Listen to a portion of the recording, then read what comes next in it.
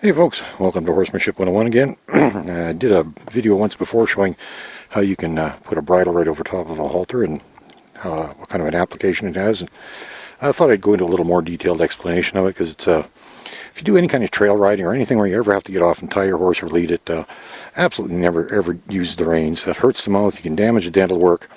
Last time I did it with a rope halter. This time I'm using a web halter just to show that you can put your bridle on right over top of any halter. Now, for trail riding, one option is you can actually just leave the lead connected to the halter. You don't even have to take it off.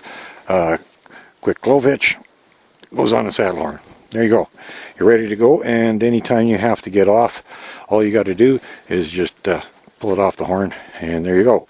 You can lead your horse around or you can tie it.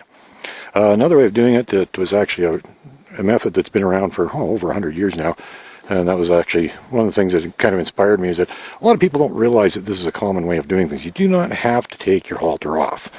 You can leave it on. It's actually a very common method. It was used many years ago by the cavalry. And what they would do is their saddles didn't have horns on them. So what they'd do is actually wrap the rope around the neck twice, like this, and then they would actually tie it off in a knot that couldn't, it wasn't a slip knot, so it wouldn't tighten up on the horse.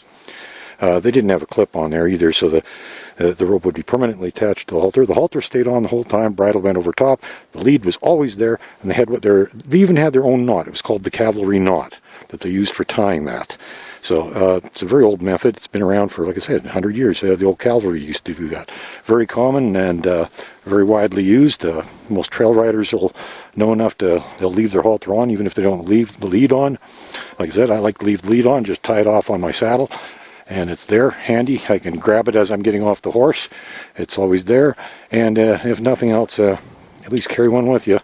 Have it tied up on your saddle somewhere, hanging on one of your saddle strings or something like that. Carry one with you, and you can still leave the halter on, and that way if you ever need to, you never ever have to tie or lead your horse with the reins, which you should never ever do. Okay, just another little tip. Hope that helps you out. Thanks.